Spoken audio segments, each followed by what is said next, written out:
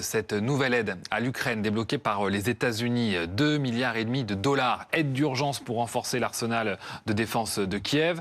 C'est là qu'on vous retrouve, Pierre Barbin, pour BFM TV.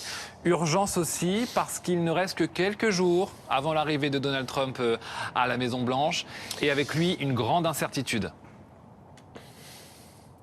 Raison pour laquelle le président ukrainien a fait part de sa gratitude à Joe Biden. Ce soutien vient à un moment décisif alors que la Russie multiplie ses attaques. Tels sont les mots de Volodymyr Zelensky après cette aide massive. Donc 2,5 milliards de dollars d'équipements militaires livrés à l'Ukraine. La première partie, la première moitié offerte immédiatement car puisée dans les stocks américains. La seconde partie sera sous forme de commandes, donc livrée dans un second temps. Parmi ces armes, il y aura notamment des drones, des munitions lance-roquettes ou des systèmes d'armes anti-chars. Voilà ce que l'on peut dire sur cette aide massive offerte par les États-Unis à l'Ukraine qui arrive quelques jours seulement avant, vous l'avez dit, l'investiture américaine et le retour au pouvoir de Donald Trump, le président élu américain qui a de nombreuses fois critiqué les montants d'aide américains versés,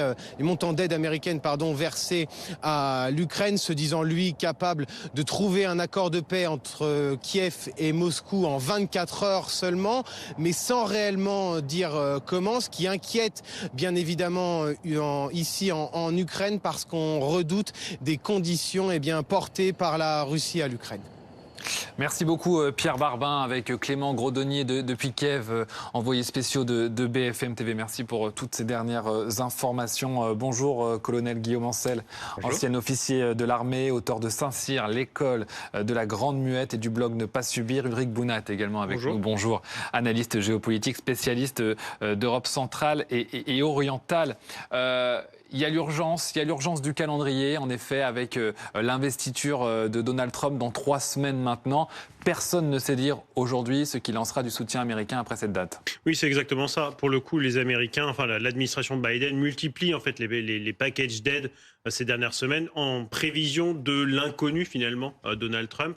Enfin, l'inconnu, pas complètement. Il est probable qu'effectivement l'Ukraine se voit un petit peu forcée à rentrer en négociation. Et donc dans ce cadre-là, il est très clair que l'administration Biden souhaite que l'Ukraine arrive dans la meilleure position possible. Et ça passe notamment par des aides militaires massives. Mais il y a eu aussi, pas plus tard qu'hier, un package de 15 milliards de dollars d'aide financière en plus de ces 2,5 milliards de munitions. Donc on voit qu'effectivement l'administration américaine un petit peu dans les derniers moments essaye de donner un peu tout ce qu'elle peut donner à l'Ukraine. Volodymyr Zelensky s'en est évidemment réjoui. C'est un moment décisif, dit-il, parce que la Russie intensifie ses attaques. Et c'est vrai que les attaques sont de plus en plus intenses de la part de la Russie ces derniers jours, ces dernières semaines. Oui, il faut faire attention parce qu'on est dans une période d'accélération avant discussion. Donc 3 semaines.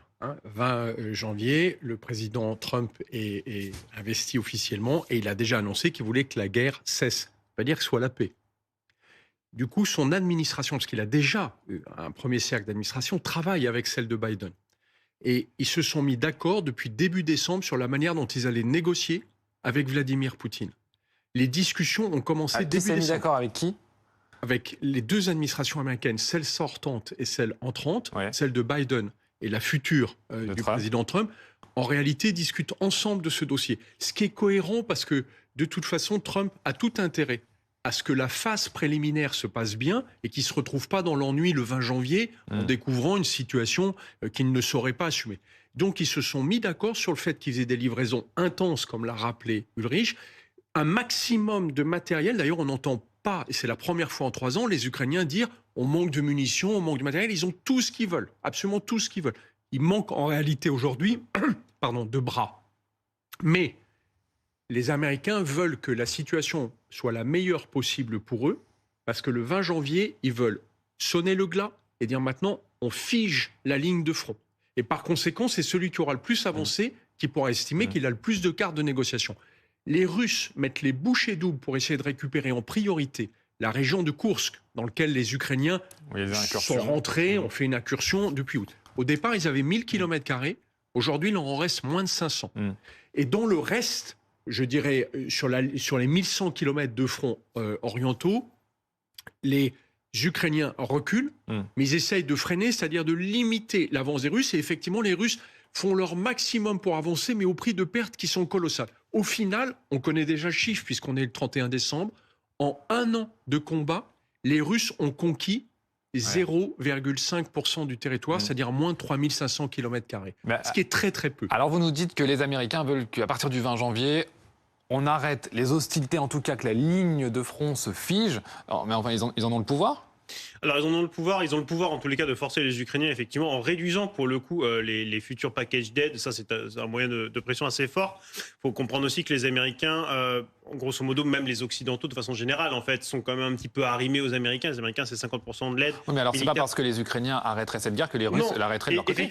Effectivement, mais justement c'est un petit peu l'objectif, c'est-à-dire de montrer à la Russie que malgré tous les efforts colossaux qu'elle déploie ces derniers temps, finalement l'aide à l'Ukraine a permis de ralentir cette progression. Et effectivement ce sera un petit peu le pendant. C'est-à-dire si les Russes ne souhaitent pas rentrer en négociation, la réaction américaine serait on va augmenter l'aide. D'ailleurs, c'est ce qu'avait déjà dit Donald Trump. Oui. Et après, il faut aussi comprendre que, comme l'a dit Guillaume Ancel, la Russie, malgré ses efforts colossaux, n'a pas beaucoup progressé et surtout des efforts qui lui coûtent énormément. Actuellement, l'armée russe perd plus d'hommes qu'elle n'en embauche. Donc du coup, il commence à y avoir en fait un essoufflement aussi côté russe, moins prononcé que côté ukrainien, mais aussi en fait donc peut-être un besoin de pause aussi côté russe. Mais ça ne serait pas une défaite pour Vladimir Poutine de ne pas avoir atteint ses objectifs si le conflit se gelait tel qu'il est aujourd'hui ? Les objectifs de Vladimir Poutine n'ont jamais été très clairs en fait. Il les a jamais énoncés clairement. Alors il a effectivement parlé de dénazifier l'Ukraine, mais tout ça c'est de la propagande. Il y a deux choses. Il y a le fait qu'effectivement Vladimir Poutine ne souhaite, à mon sens, n'a jamais renoncé à l'idée de contrôler l'Ukraine d'une façon ou d'une autre. Mais finalement, un cessez-le-feu, c'est pas renoncer à contrôler l'Ukraine à moyen terme. Et d'un autre côté, il a cette capacité finalement à pouvoir vendre avec sa propagande en interne une genre de mission accomplie. On a libéré les gens du Donbass, etc. Donc je pense qu'il va probablement, enfin, il pourrait s'appuyer sur ces deux piliers, c'est-à-dire une propagande en interne pour faire passer un message de victoire, et en externe se dire je fais une pause en Ukraine pour le moment, quitte à reprendre le conflit dans quelques années. On se souvient de Donald Trump qui a dit et répété pendant sa campagne « Quand j'arrive à la Maison-Blanche, c'est la fin de la guerre en 24 heures ». Vous nous dites la fin de la guerre, c'est pas la paix. Alors j'ai pas forcément bien compris. Bien sûr, parce que la fin de la guerre, ça veut dire qu'on oblige les combats à s'arrêter. C'est typiquement ce qui s'est passé il y a 75 ans en Corée. La guerre était d'une intensité incroyable, faisait des pertes effrayantes. Et l'ONU, enfin sous l'égide de l'ONU, les protagonistes ont décidé qu'ils stoppaient la guerre à un endroit. Mais il n'y a jamais eu d'accord de paix entre la Corée du Nord et la Corée du Sud.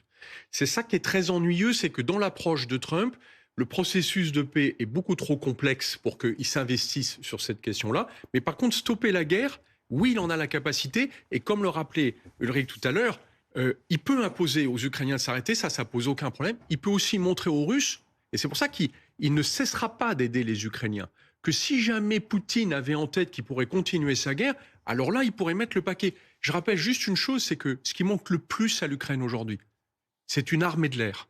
C'est pas avec les 10, 15 F-16 qui ont été livrés par les pays scandinaves, courageux, mais c'est pas ça qui constitue une armée de l'air. Les Américains ont une armée de l'air complète en réserve de F-16, des centaines de chasseurs F-16, et les pilotes ont été formés dans le monde entier. Donc récupérer des pilotes pour un temps donné pour une mission ne pose aucune difficulté. Donc les Russes savent qu'ils sont dans une situation où ça pourrait leur coûter très cher si, contrairement à ce qu'a fait Biden, Trump donnait aux Ukrainiens les moyens de leur flanquer une raclée en Ukraine. On l'a vu avec la Syrie, où les Russes ont été obligés de laisser tomber Assad parce qu'ils n'avaient pas les moyens de le défendre. Ouais.